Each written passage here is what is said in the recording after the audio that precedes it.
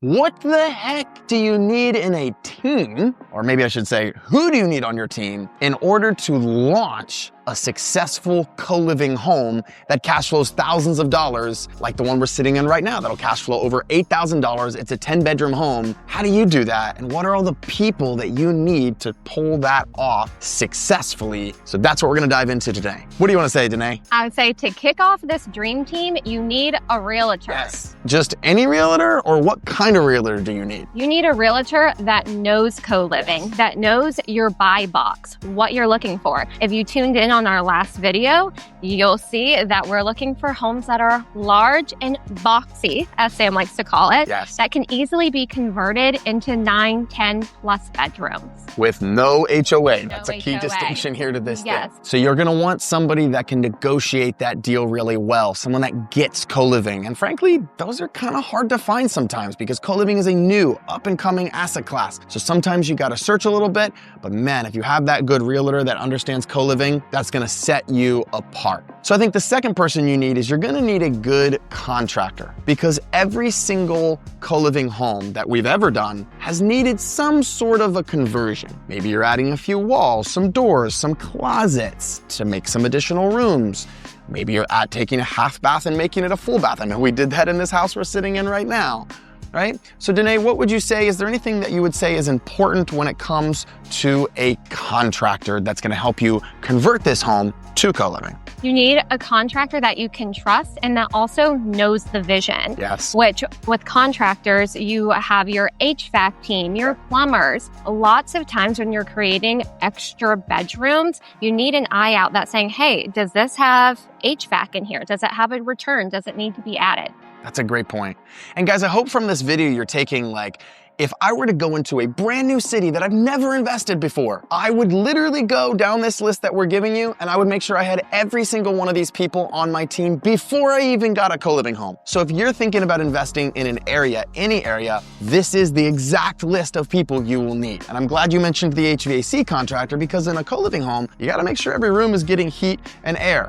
We made a little mistake the other day, and we had a room we forgot to have a vent. We had to bring the HVAC guys in afterwards. So that's definitely something you'll want to check. But Danae, you also need a Danae. So Danae, tell them, what do you do and what's your role in this whole thing to launch a co-living home? So I do the design and decor for our co-living homes. I build out the common areas that when potential members are walking through, that they say, hey, I want to live here. This is cozy. It feels homey. I not only want to live here, but I want to stay here. So I do that by building out common areas, utilizing the space that we have, the outdoor space, whether it's a patio or deck. We make sure that we have 2 refrigerators. So you need a designer that knows co-living and is putting processes, systems, and items in place to labeling to decrease future issues, which labeling does that, where you label the refrigerator spots, the freezers, the pantries, the light switches. Yep. And here's how you know if you got the right decorator and designer. If you walk in and you go, hey, is this a co-living home or an Airbnb? You know, you want that Airbnb 5-star feel, especially if you're following our model, which is not a boarding house model. It's not a rooming house model. It's truly a community-based co-living model. And we don't furnish the bedrooms because the room is the new apartment. If you're a note taker, jot that down. If the room is the new apartment, somebody from Berlin told me that. He said, well, America is just behind. Everywhere else in Europe, the room is the new apartment because things are so expensive. He's like, that's coming to America. But I digress. We want people to move their stuff into their rooms, right? And so we don't decorate and furnish that. We make sure it looks good and give them that cozy space. The second way that you know, so 1, does it feel like an Airbnb? 2, would you live there? I know that's a question we always ask when we design a co-living home is, would you live in that co-living home? And the answer is, yeah, I'd live here. It's that beautiful. It's that amazing. You know you've got the right person. Absolutely. And that it can be utilized for many things. A co-working space, a place to enjoy your coffee, a nice little reading nook, and ways to build community. I love that. So then you also need someone to set up all the tech. So Danae, tell us a little bit about the tech and who that person is on the team. We have a specific maintenance man with the team that is all about the tech. He comes in and puts all the digital locks on every single bedroom. He puts the cameras only in the common areas and out front. Also does the smoke detectors, Let's see, what else do we Cameras, include? lock. Cameras, locks, smoke detectors. Yeah, it's the big things. Yeah, those are all important things to have. So we have someone specifically that does that and make sure it's included for every single bedroom. And the internet, getting all that connected to the internet to make sure that you can control all of that remotely. You control the cameras remotely, control the door locks remotely. Thermostats. Thermostats, that's the one we forgot. Thermostats. Whew. Because you need digital thermostats that are also remotely controlled that you can lock so everybody's not cranking it up to 98 degrees in the middle of the winter. It does save a little bit on the bills. So, okay, well, you also need a cleaner. So tell us, when do you need a cleaner in a co-living home and what does that look like? So once all the construction is complete, we like to bring in the cleaning crew that just does a deep clean of the whole property.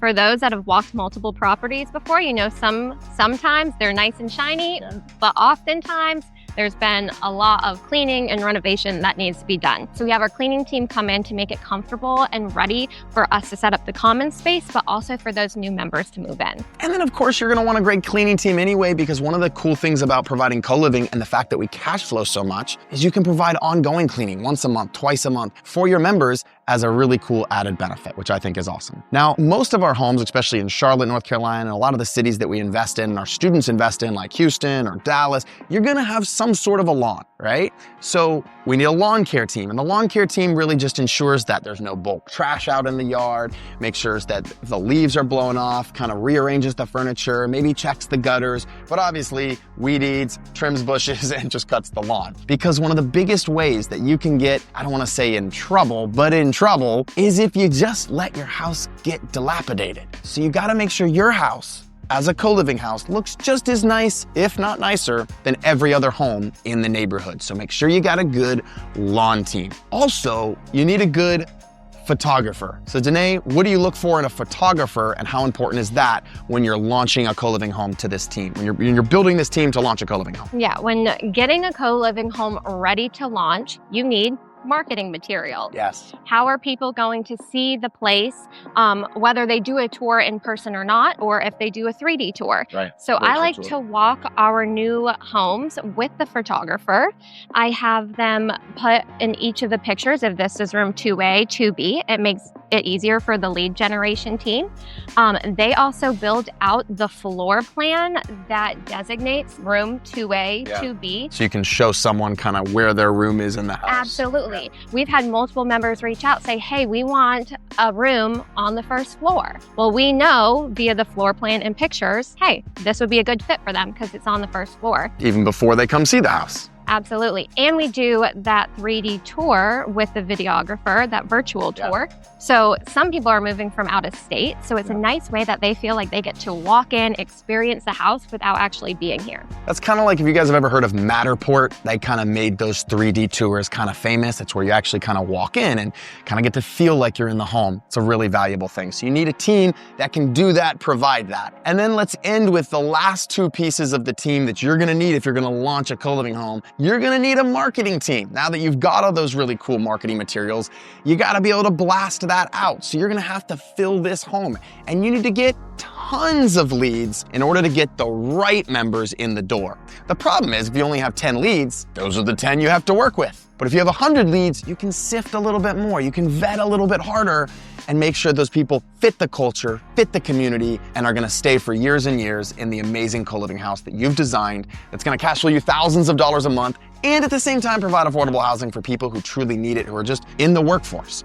And so you need that marketing team. And then Danae, why don't you end us with, you also need a team, because sometimes toilets get backed up and things break. And so if you're trying to launch a co-living home, you can't do it without this key person or team. You need your maintenance team and your property management team that oversees the maintenance. They bring in the plumbers, the HVACs. So it's best to have that team that is ready to launch so that when you have members moving in, that you're ready to take on those maintenance requests quickly. You see, it only takes about 30 to 60 days to buy a home, get it ready, furnish it, but then you manage it for the next 20 years, 30 years, 15 years, 10 years, however long you own it. So we're all really in that business of finding those best maintenance people and those best managers and those best lead generation teams. So guys, this is the team you need to launch your co-living home. We hope this was valuable for you. If you want to learn more in depth about how you can do this, maybe where you live. Maybe not where you live. Maybe you want to invest in a different city than where you live. If you want help and support with building that team, that's what we do at Scale Your Co-Living Real Estate. And the best thing to do is just to join us for our next 5-day Co-Living Real Estate Challenge. So Danae, where can they find out more about that and get on the waiting list?